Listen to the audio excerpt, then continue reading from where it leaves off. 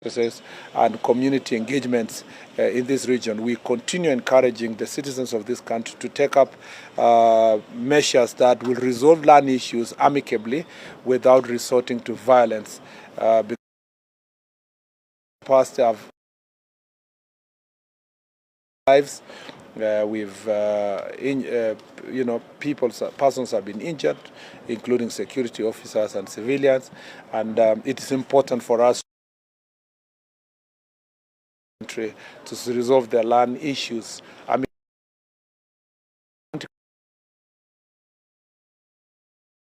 Our team are well trained to help communities, bring them together through barazas and through community mediations and arbitration to ensure that problems are being resolved in amicably. I'm glad that some of the land challenges that we had even inside the conservancies have now been resolved because communities sat down with the help of religious leaders, community leadership, Ngao team, security team, investors who are here, and they have been able to resolve these issues amicably. Number two is that we have a problem here of cattle theft or livestock theft generally, and it is mutating to almost be like cattle rustling.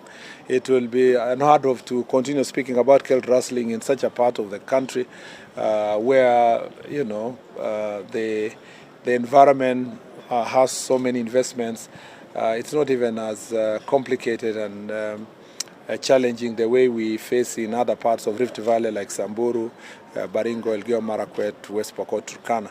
Yet, some parts of this county are facing serious challenges of cattle theft or livestock theft that also involves proliferation of small arms. Guns are being used in this county, and the security team have been tracking persons who have been procuring ammunitions and guns from as far as parts of West Pokot County all the way to a border with Uganda and bringing them to this county, and then from Tanzania to bring also to this country and fueling conflict between communities. And I must say that I'm glad that the security team are on this issue. I have given them another 1 month to make sure that they arrest all these people, and I'm extending an olive branch to all people who are holding illegal firearms to surrender to the National Police Service immediately and in a very amicable and peaceful manner. Take it to the next police station or next OCS, next security person before we come for it, because I have said that when we come for a firearm, when the security team comes for a firearm, it may be very painful and might be too late. It is important for you to surrender voluntarily the firearms that are in illegal hands, and the security team working in a multi-agency are going to do quick operations within the next 1 month to make sure that all the guns that are in the wrong hands are returned. We are very concerned that the combination of cattle theft or livestock theft and land conflict compiled with political and community incitements is going to continue being a very big challenge moving to especially when you are close to elections, and when politicians feel threatened politically, they quickly resort to the easiest thing. And usually the easiest thing is to incite the public to try to show this community is better than the other, or that to propagate a fight between communities. And this is something we are following up. I want to encourage all the leaders and all those who are aspiring to leadership to refrain from anything that is going to incite the public. The third issue that we are monitoring closely is the question of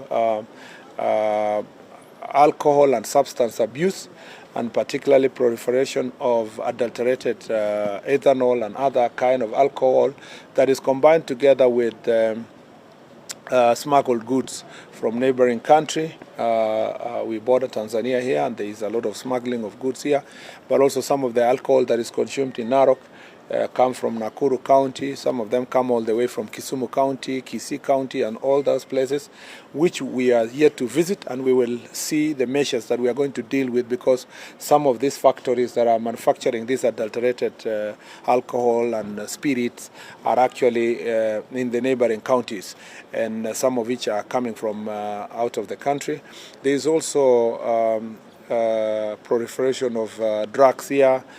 Some cannabis sativa, and even hard drugs like cocaine are sometimes found, though in small traces, in some parts of this county. Again, we have said that we will have a multi-agency operation that will involve everybody, including our reservists in the National Game Reserve. The National Police Reservists who are working there as rangers must work together in close collaboration with the other police officers in a multi-agency manner to make sure that our park is clean and that no criminal activity will be entertained in around these areas. The other issue that I want to quickly speak about is the issue of gender-based violence, including female genital mutilation, which is part of gender-based violence, and also the gender-based violence where spouses, couples, people are fighting is something that is also we are dealing with, especially the FGM. There are still community leaders, elders who are still encouraging and perpetrating acts of FGM, and we have told the police officers, the security team in the county to up their game to make sure that our girls and women are being protected from violence.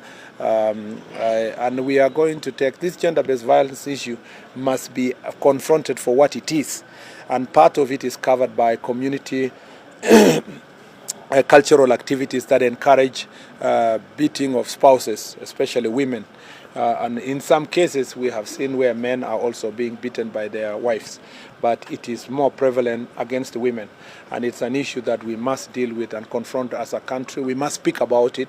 We must deal with the stigma that comes with it, and also people who are ostracized in the society for coming out to speak about FGM, gender-based violence, and this is issues that we must deal with.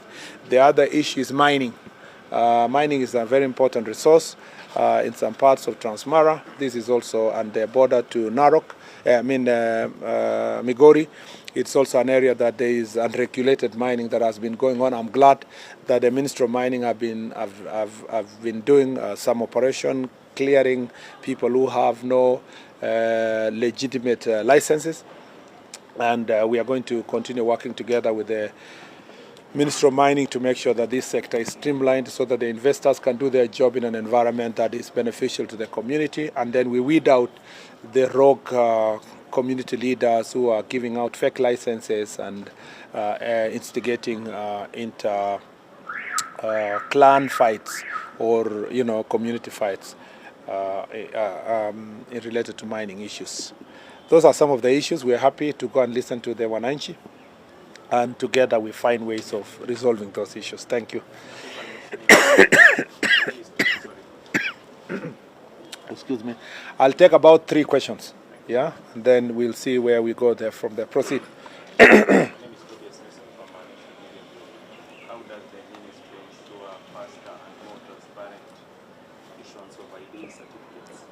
Okay, thank you. Well, on the IDs issue, we are working on that. You will go and see shortly our mobile live capture machines that are going to help us to reach out to as many of our residents here as possible. We have a critical number of population that is not registered and they are of adult age, and this potential must be harnessed. As a ministry, we are procuring some vehicles so that we do mobile registration, especially for pastoralists.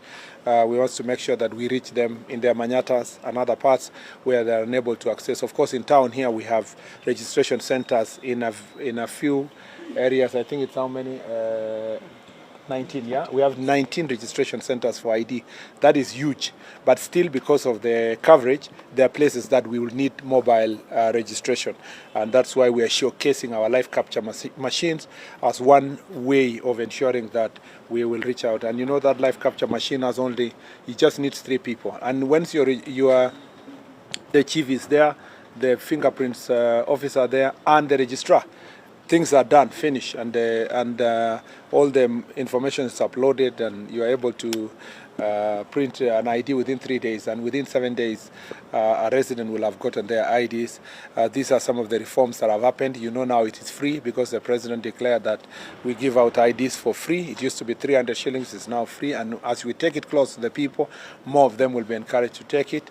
Remember, the president also removed the unnecessary vetting procedures, which was affecting this county because it's a border county. Now more people can easily get their IDs like any other part of the country without being discriminated upon. And so that is an area that we are very keen on. The area that we are yet to get it right is the births and deaths area. We still have smaller coverage, and we are looking for budget to hire more staff so that we can also cover as many places as possible the way the ID registration has been able to do so. Thank you. The former EP said that he denied actually those allegations of inciting Kenyans. Perhaps, what is your take? In terms of inciting in relation to? Relationship to inciting Kenyans, not as Al-Shabaab and terrorism. Maybe what is your emphasis on that issue? Let me say this, that it behooves every citizen of this republic to carry out themselves in a manner that is patriotic and in a way that they can be considered responsible to their Chapter 10 provisions of national values and principles of governance. It is very unfortunate that a person who is seeking public office and who has held a very high office is propagating lies and campaigning against our own country, speaking ill of our nation, trying to portray Kenya as a pariah state where our security officers are irresponsible, because he's trying to call into question our security officers, both and security team, all our armed forces, because they are working in multi-agency way in the border counties. For somebody to try to demean the work that our security forces are doing, and having held a very high office just less than a year ago, is extremely unfortunate, particularly when we know that every other day our men and women are making great sacrifice from Boni Forest all the way to Mandera, all the way to Lake Turkana, and all the way to Kwanza here, where we have porous borders, that we have different challenges, but particularly in Mandera, Wajir, Garissa, Lamu, and Tana River, where a lot of challenges have been there for many years. And especially when you know that we are bordering a country that is struggling with its own internal problems in Somalia and continuing to put pressure in our own country. I would have expected a certain level of responsibility on the part of the former deputy president, notwithstanding his status as an impeached former deputy president. I still thought that as a citizen of this country, even when he's outside office, he will realize that there are certain boundaries that you cannot do politics with when it comes to our country. Now, since he has information, you can see liars, this pathological liar, you can see through his lies. 1 minute he is saying that he has information that is relevant to dealing with Al-Shabaab and people who are doing business and collaborating with the enemy. In the other minute, when he's told to put that information in a proper record, he starts running away that he's not going to record that information. That means that's just lies and sound bites for social media and for purpose of inciting the public and disparaging the nation. If he is a man enough and he is a person of integrity, he should put his allegations in writing, together with the evidence that he has, the people who are in the meeting that he is alleging that the meeting, the businesses that those people bring, the collaborators.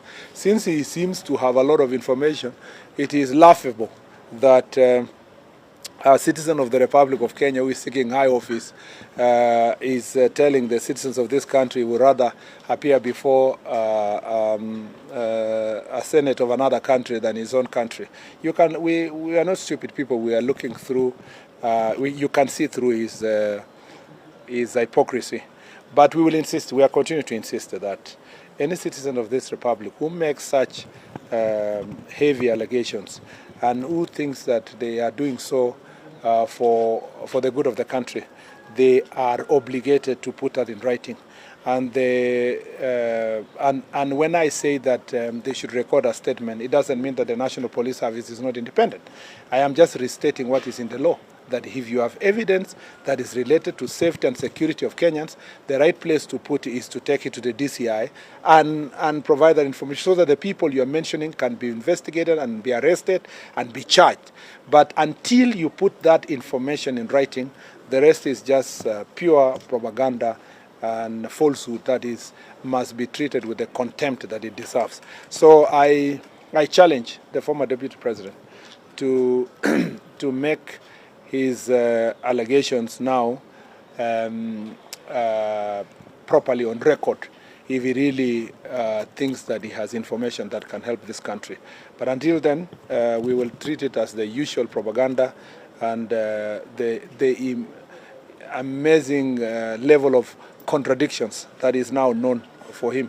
You just need to pick some few clips from his archives last year, and you will see the total opposite. What he was telling the security. I was with him in Garissa when he was praising our security forces just less than a year ago. And now, because he's out of office, he thinks that he should disparage our security forces. There were 2 DIGs who are in Mandera and Garissa, and Mandera and Wajir. They just came back yesterday. I'm glad that they went to motivate our police officers who are there. I am really sympathize with our police officers who have got injured fighting the enemy at the border of our country, and I like to tell them that they have our full support, notwithstanding these propagandists who are trying to demean the work they have been doing, and will stand firm as the Republic of Kenya. If, and I insist, if the former deputy president has any information that is worth consideration, not just by local, even international institutions. If he has that information, he must record it with the DCI as soon as he arrives the country so that we can take him seriously. Until then, we will just consider it a part of his continuous comedy and caricature that he has become in everything he says out there. You know, a person who poses for a photo, for every step he passes through the airport, he's looking for the airport police to take a picture with. And that is a big thing. He's going to show us that, he met airport police officers when he went to the US. That is a joke. It's a total joke. Or somebody who goes to amusement park in a technology company, then starts saying, I had an engagement in an amusement park as a tourist. How many of us have gone to amusement parks as tourists when we travel out there? And then you start saying, this is what, and so forth.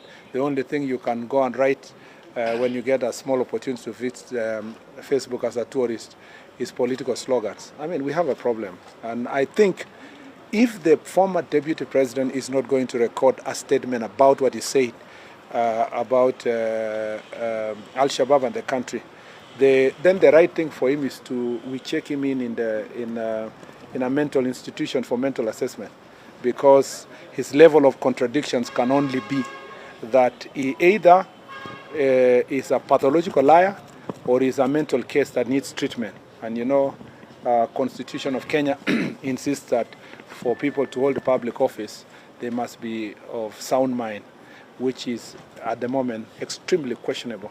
And I guess that it comes with the stress of losing such a high office. And there's nothing wrong for him being treated for mental health, because mental health is also part of areas that we in the security sector would like to ensure that our people are operating in our well-being. And you know, there are many of these cases in the political circles that are untreated. And as a result, they cause greater havoc and harm in the country. And I think that it's no longer a joke. Who the deputy president, former deputy president is at the moment is no longer a joke. Most of you share TikTok posts of his messages and so forth. You are actually the ones who are encouraging a person who is unwell to continue saying more things that are going to hurt our country. And I think those who are around him should help him get medical treatment, because then there are continuous conversations. Somebody out there may think that he's a serious person when he's not. The last question. Thank you, Maina. And the question is on security status of Narok and the surrounding counties, especially as you mentioned about land conflict and stop them on such. I see you have a very powerful security team, including the chairperson of the National Security Committee, Yeah. the National Assembly.